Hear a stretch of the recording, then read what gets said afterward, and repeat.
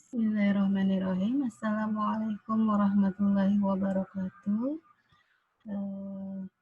Rekan-rekan mahasiswa, perkenalkanlah saya dosen yang mengajar di metodologi penelitian bisnis untuk semester ini. Nama saya Rini Kuswati, Anda bisa panggil saya Bu Rini, silahkan ya. Dalam pertemuan sesi pertama ini sesi pendahuluan, di mana sesi penjualan ini saya akan menjelaskan beberapa hal yang perlu Anda pahami di awal. Jadi mata kuliah kita ini, metode penelitian bisnis, kita menggunakan beberapa buku referensi, antara lain adalah ini ya, Research Method for Business, ini buku yang harus nanti Anda buka dan Anda baca. Skill Building Approach, ini saya berikan kepada Anda e-book edisi ke-7 dari Uma Sekaran dan Roger Boji. Nah, ini buku ini nanti silahkan Anda download untuk Anda baca. Ya. Kita akan kuliah selama 14 sesi di sini. Sekilas tentang apa itu metode penelitian. Kita bisa lihat di sini untuk daftar isinya ya. Nah, ini dia, kita lihat coba di sini. Jadi mata kuliah ini adalah mata kuliah yang sifatnya mata kuliah wajib ya bagi mahasiswa, dan ini merupakan bekal bagi Anda untuk menyusun sebuah tugas akhir yang harus Anda penuhi ya, yaitu apa? Anda harus membuat skripsi gitu ya. Nah, di sini nanti kita akan belajar bagaimana menyusun sebuah penelitian secara ilmiah gitu ya. Nah, jadi sebetulnya ketika kita membahas di sesi pertama ini, apa yang bisa saya sampaikan adalah Anda harus menentukan topik pilihan sesuai dengan minat Anda yang akan Anda teliti. Apakah Anda akan refer ke riset-riset di bidang keuangan, pemasaran, bidang SDM, atau apa, silahkan. Nanti masih akan di breakdown lagi, misalnya Anda riset di bidang pemasaran, itu untuk topik yang mana? Maka ini Anda tentukan. Oh, misalnya, saya memilih nih, pemasaran, saya mau memilih topik tentang apa ya, saya ingin meneliti tentang citra merek, misalnya brand image. Atau, saya mau meneliti tentang apa ya, pemasaran hijau misalnya, green product, green marketing misalnya. Saya mau meneliti tentang ini ya, niat pembelian produk hijau misalnya, atau apa, silahkan tentukan fokus atas rencana penelitian Anda. Jadi Anda memilih, saya mau fokus di SDM kah, di pemasaran kah, atau di konsentrasi keuangan. Setelah itu tentukan ya, Anda mau ke topik-topik yang mana yang ingin Anda pilih. Nah, gitu ya. Keuangan, Anda ingin meneliti tentang risk management, silakan.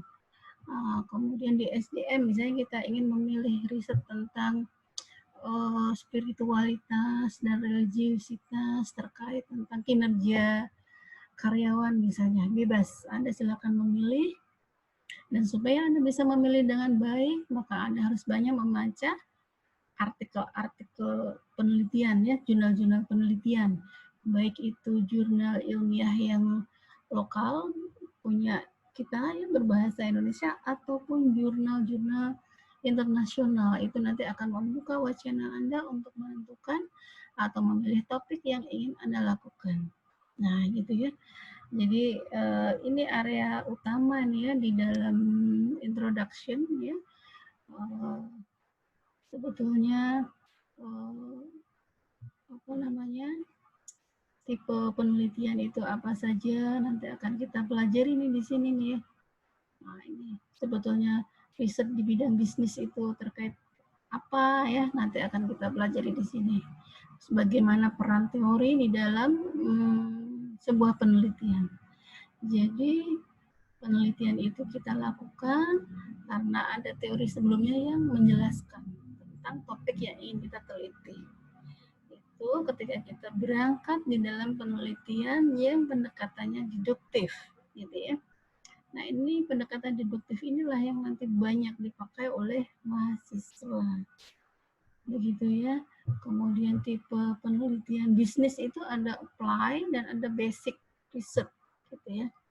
Applied itu cenderung ke penelitian-penelitian misalnya case study, ingin memecahkan atau membuat solusi atas satu permasalahan yang dihadapi oleh satu perusahaan atau fenomena yang ada di dalam masyarakat, gitu ya.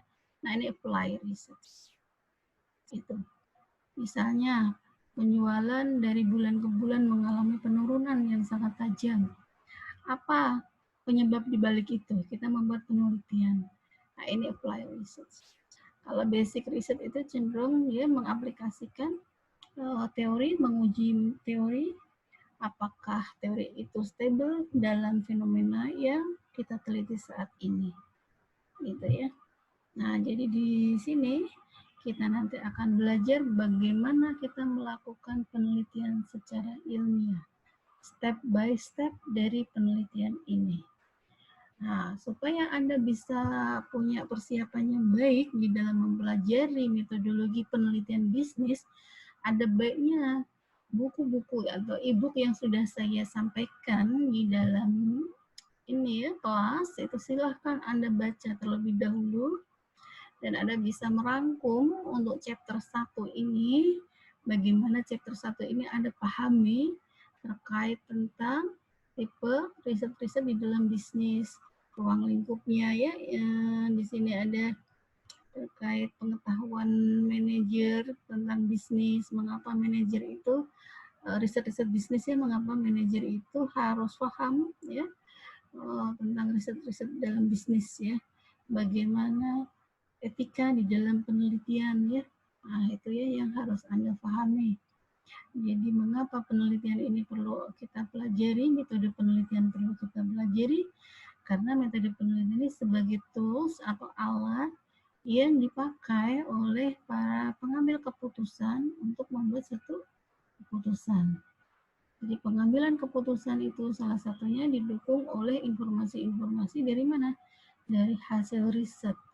Apakah itu riset pasar atau riset terkait tentang lingkungan bisnis dan sebagainya. Gitu ya. Nah, itu sedikit dari apa yang saya sampaikan.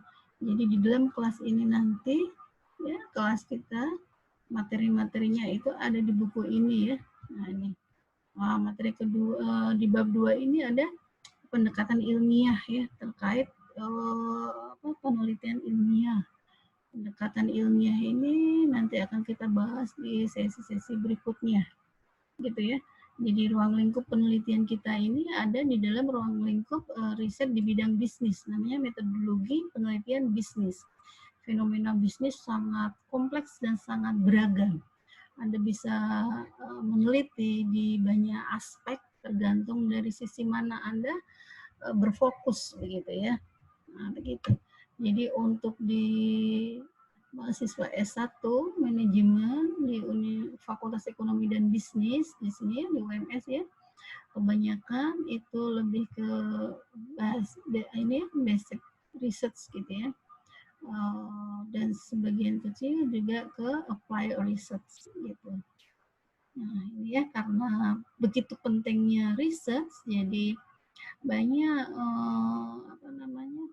peneliti itu kemudian membutuhkan ya konsultan atau peneliti-peneliti, baik peneliti dari dalam perusahaan internal ataupun eksternal ya. Kalau eksternal itu mungkin nanti dia butuh konsultan gitu ya. Nah, ini. Jadi di setiap perusahaan yang bagus itu pasti mereka memiliki divisi R&D, Research and Development. Untuk apa? Untuk mengembangkan bisnis ke depan. Nah, gitu. Jadi untuk level Anda, mahasiswa S1, ini nanti kita akan belajar melakukan penelitian. melakukan penelitian yang simple, tetapi dengan langkah-langkah, step-step metodologi yang benar. Jadi step-step metodologi yang benar inilah yang nanti akan kita pelajari. Bagaimana kita menemukan suatu masalah, bagaimana kita merumuskan suatu masalah, ya. Kemudian bagaimana kita menyusun tujuan penelitian, dan bagaimana kemudian kita setelah tahu ya tujuan penelitian kita seperti apa, maka langkah-langkah berikutnya itu adalah bagaimana kita menjelaskan background teori atas fokus riset kita itu. Nah ya, teori yang kita bahas. Setelah itu Anda menjelaskan tuh variabel-variabelnya apa saja yang Anda teliti. Ya. Kemudian Anda membuat sebuah hipotesis. Dari mana hipotesis itu? Dari teori-teori dan riset-riset terdahulu, riset-riset empiris sebelumnya yang membahas topik yang sama yang ingin Anda bahas. Kita susun dalam bentuk hipotesis atau dugaan sementara. Hipotesis inilah yang nanti akan kita uji. Nah, ketika kita kemudian di dalam penelitian ilmiah ini kita mengutarakan sebuah hipotesis yang akan kita uji, maka Uma Sekaran dan Roger Boji ini mengatakan pendekatan itu kita sebut sebagai pendekatan hypothetico-deductive method atau metode hipotesis deduktif, sebagaimana yang saya sampaikan tadi gitu. Nah, hipotesis itulah yang kemudian akan kita uji. Bagaimana kita menguji hipotesis? Kita harus mengumpulkan data dulu, collecting data berbasis apa? Berbasis pada variabel-variabel yang ingin kita teliti tadi. Ketika collecting data itu sudah bisa kita lakukan, langkah berikutnya analisis. Analisis data sesuai dengan model penelitian kita. Bagaimana model penelitian kita, maka analisisnya itu akan mengikuti. Nah, terakhir nanti tinggal Anda melakukan interpretasi atas hasil riset Anda itu, sampai akhirnya Anda akan membuat laporan penelitian. Nah, itu adalah gambaran langkah-langkah dalam penelitian ilmiah. Nah, di kelas kita, mahasiswa hanya sampai di target menyusun rencana penelitian. Jadi Anda tidak sampai melakukan penelitian hingga akhir, prosesnya tidak. Tapi Anda kita persiapkan untuk mampu menyusun rencana penelitian atau yang kita sebut proposal penelitian. Itu ya gambarannya, sehingga di akhir kelas ini nanti Anda akan mensubmit tugas Anda adalah proposal penelitian. Ini adalah tugas individu Anda. Gitu. Jadi tugas submit proposal ini akan saya bagi menjadi dua. Sebelum tengah semester Anda akan mensubmit tugas proposal Anda 50%-nya lah, ya, belum jadi sempurna. Nah, itu nanti kita dengan ini konsultasi sambil jalan, pertemuan di kelas Anda bisa tanyakan. Nah, tugas kedua itu adalah submit proposal yang 100% sudah jadi. Ya, jadi Anda harus istilahnya mengawali ya tugas ini dengan memutuskan topik apa yang hendak Anda teliti. Nah, sehingga Anda bisa range waktunya, Anda bisa cari contohnya, Anda bisa mengerjakannya dengan bertahap begitu. Gitu ya. Jadi di buku ini ada banyak chapter ya ini. Kemudian ini defining the problem, ini kita berbicara tentang apa sih rumusan masalah itu. Bagaimana sih saya menyusun rumusan masalah dalam proposal riset saya. Nah, ini bab 3. Nah, ini critical review, ini literatur review terkait tentang teori-teori atau ya konsep-konsep yang menjadi landasan dari beberapa variabel-variabel dalam penelitian kita. Kita bicara tentang background teori dari penelitian kita.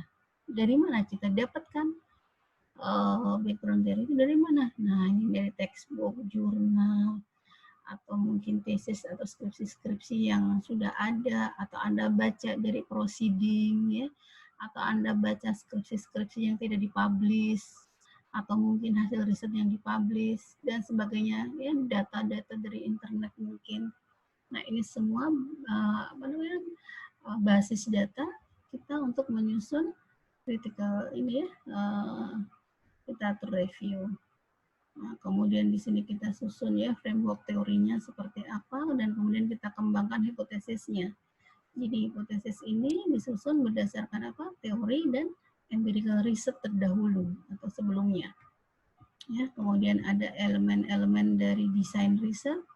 Kita nanti juga akan belajar ya tentang pendekatan riset kualitatif dan kuantitatif, deduktif, induktif.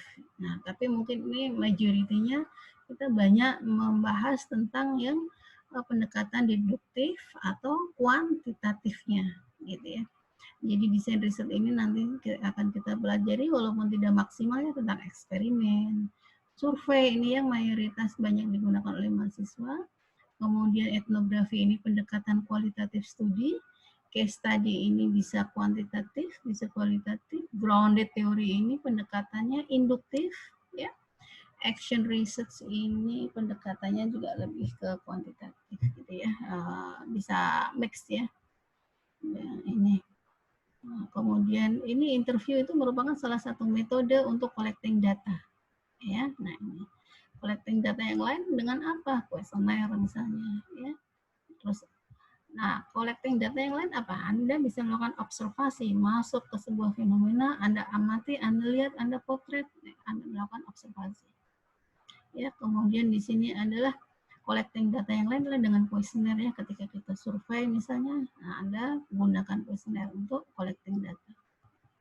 Nah, di bab berikutnya Anda lihat di sini experimental design ini adalah riset dengan eksperimen ya yang bisa kita pelajari di sini nanti. Ada lab eksperimen, ada field eksperimen.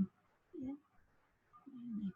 Kemudian yang lain adalah bagaimana kita mengukur variabel kita, mendefinisikan secara operasional.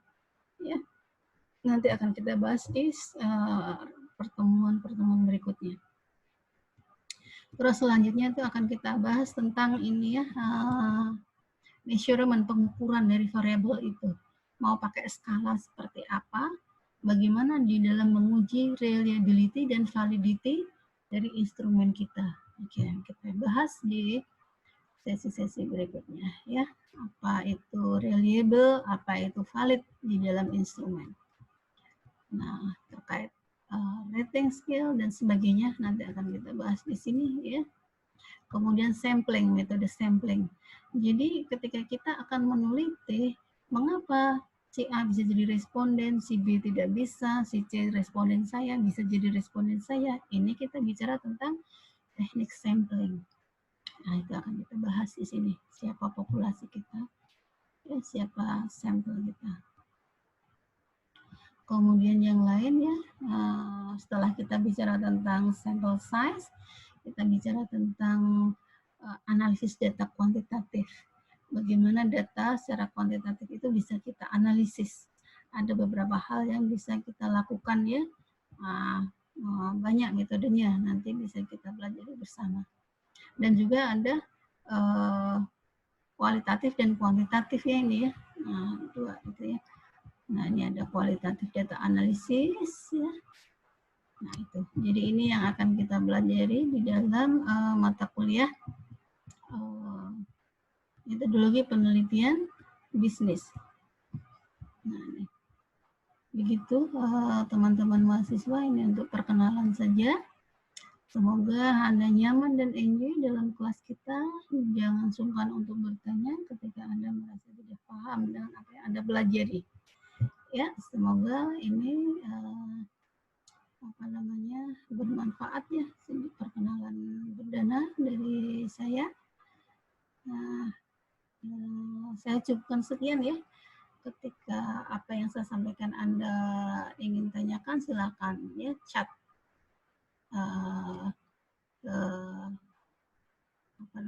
komen-komen yang ada di bawah sini gitu. Jadi terima kasih atas perhatiannya. Saya akhiri. Assalamualaikum warahmatullahi wabarakatuh.